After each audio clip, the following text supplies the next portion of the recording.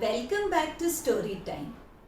Today it is July 1st and in India it is celebrated as Doctor's Day in honor of Dr. Bidhan Chandra Roy, who was also the second Chief Minister of West Bengal. And Doctor's Day is celebrated in many countries all over the world just to show our gratitude to those physicians who help the individuals and the communities to regain their health. Today, let us hear about the celestial physicians or the celestial doctors. Now we know that Dhanvantari is the god of medicine.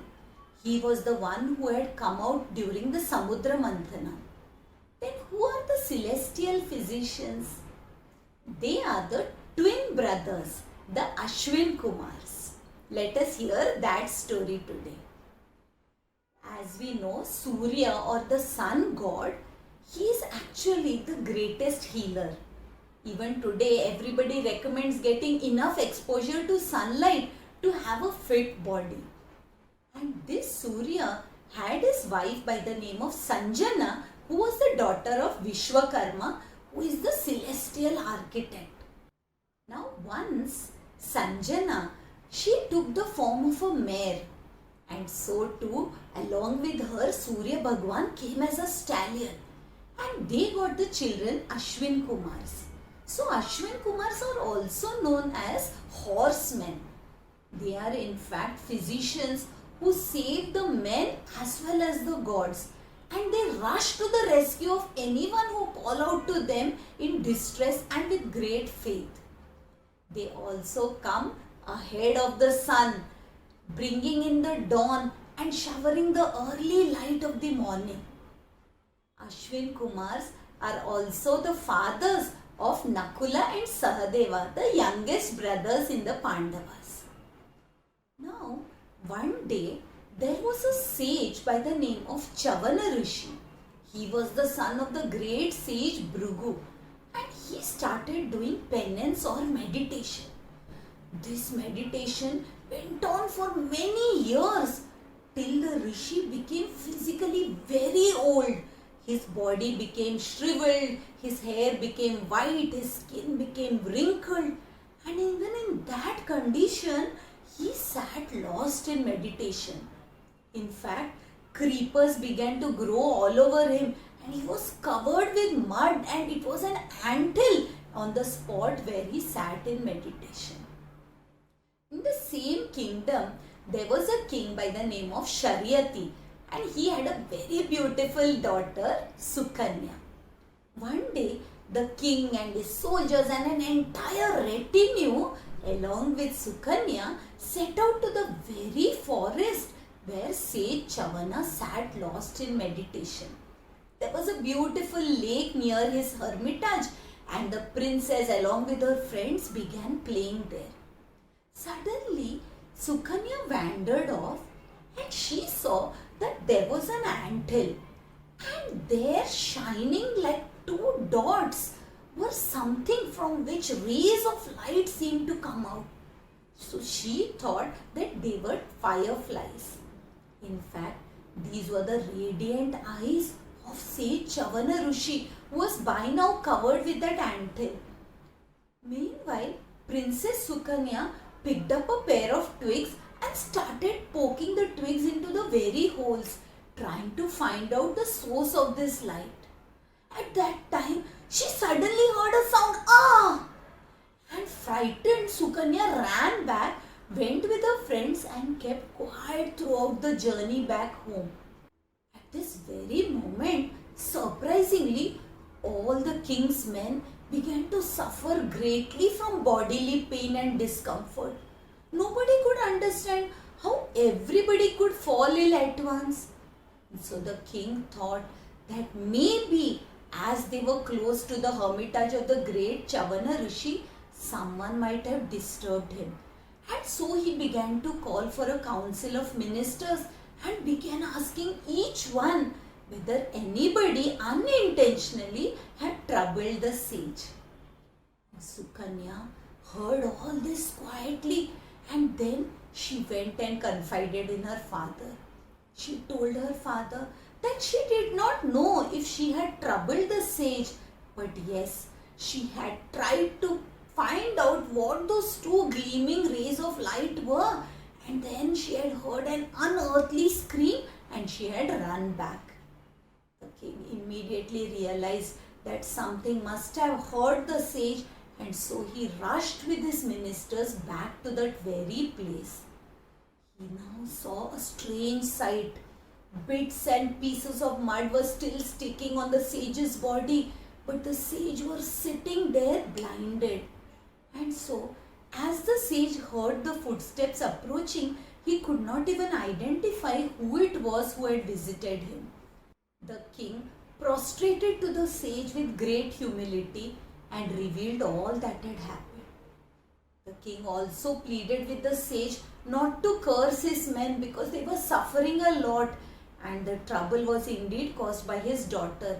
He asked for mercy and he told the sage, "Please ask whatever you want. I am ready to repent for my daughter's actions." Now, the sage just told the king, "I have been blinded. I am so old now that I cannot look after myself. I need nothing of your royal gifts. But yes, if you are ready, you can send your daughter Sukanya to me so that she can look after my daily needs." The king was very shocked.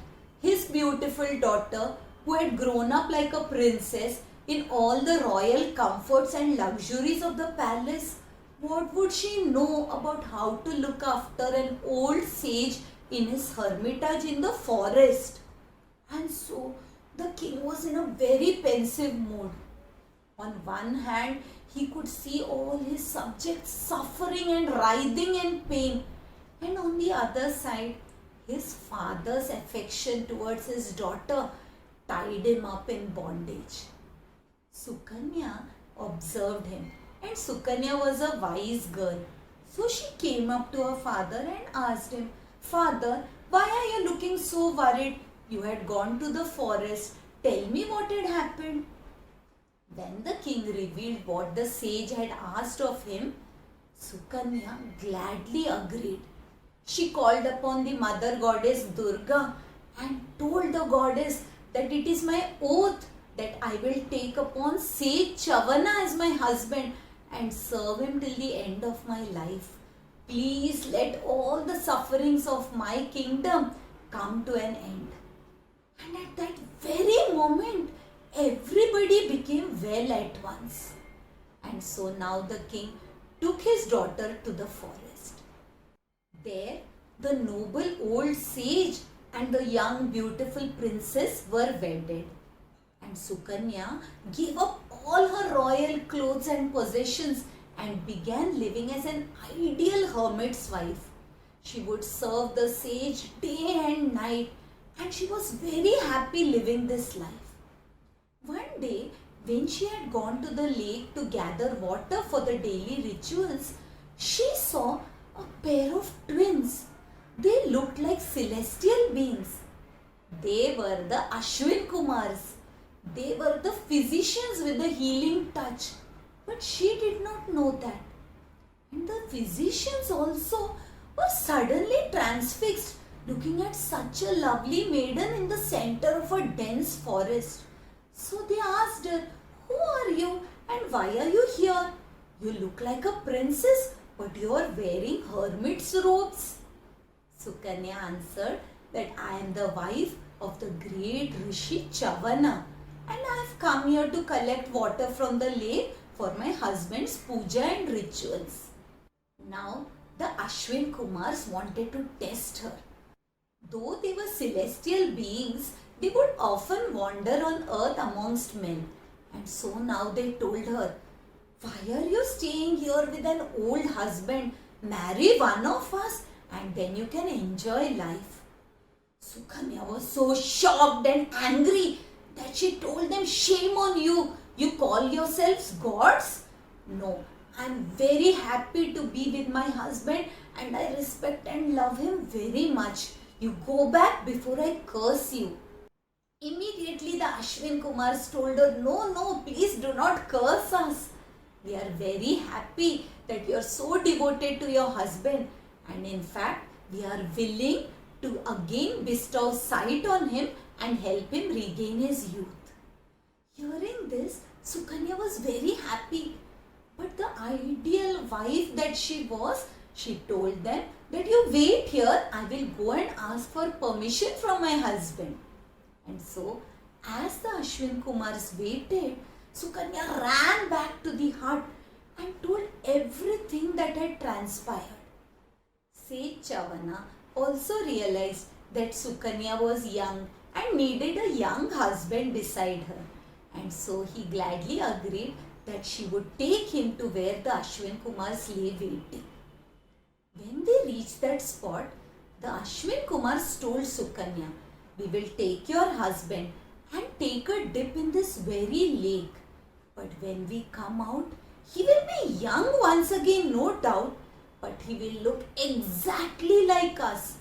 Would you be able to recognize him then? Now, Sukanya had full faith in the goddess as well as in her devotion, and so she agreed to this condition. The Ashwin Kumars held Seth Chavana's hand and led him to the lake. All the three of them immersed themselves in the waters of the lake, and after a few moments, when they came out, there were three identical beings. The sage had got back his sight, but he looked exactly like the Ashwin Kumars, and Sukanya had to identify him. For each of them called out to her, saying that I am your husband. Sukanya just closed her eyes and with great faith prayed to the mother goddess, and immediately her husband revealed himself to her. And so confidently she went towards them and held the hands of Seth Chavana. The Ashwin Kumars were very happy and they blessed the couple and they left. Now Seth Chavana wanted to repay them, and so when the king Sharyati, Sukanya's father, heard about this good news that his son-in-law had regained his sight and youth and had come rushing there to meet them, the sage told the king that let us perform a yagna. The king Sharyati gladly agreed, and in this yagna, Rishi Chavana was the main priest. As the yagna was coming to its successful completion, the offerings had to be made to the devatas. Till then, there was a rule that in all the yagnas, the Ashwin Kumars would never get any offerings. This was because Indra, the king of the devatas, the king of the Swargalok, always thought that these celestial physicians were not actual deities, because they roamed around in the realms of men and they mixed with the human beings. So, when Seth Chavana began offerings and called out to the Ashwin Devatas to accept them, Indra took out his Vajra and threw it at the Rishi. Seth Chavana, however, had great spiritual powers, and so he could stop the Astra. Now, Seth Chavana got angry, and out of his anger was created a Rakshasa, Madasura. Seeing the Asura, Indra got so petrified that he immediately agreed that the Ashwin Kumars could be a part of offerings from any yagna from that day onwards. Now Indra had agreed to this condition, but the Rakshasa Madasura still stood standing in all ferocity. So he had to be sent somewhere, and Seth Chavana decided to send him to all those places of evil where people lose their virtues. In the liquor dens, in the places of gambling, and in places of such immoral activities. Seth Chavana also had the power that he could now reduce Madasur to ashes. So this is how the Ashwin Kumars got back the status that was due to them. As celestial physicians in all the three worlds, they restore health, and they are the ones that people call out to when they are in great distress. In fact, one of our very powerful sense organs, the sense of smell, is graced by these deities. So the next time you take in the fragrance of the beautiful rose or the aroma of the lovely food cooked by your mother or the divine incense sticks offered to the Lord, remember the deities are the Ashwin Kumar twins. As for Sage Chavana, he is known to one and all even today because he is credited with the Chavan Prash, that elixir for good health and immunity which many people consume even today. If you like today's story, do share it with your family and friends, and I will be back next Thursday. Until we meet again, Hari Om.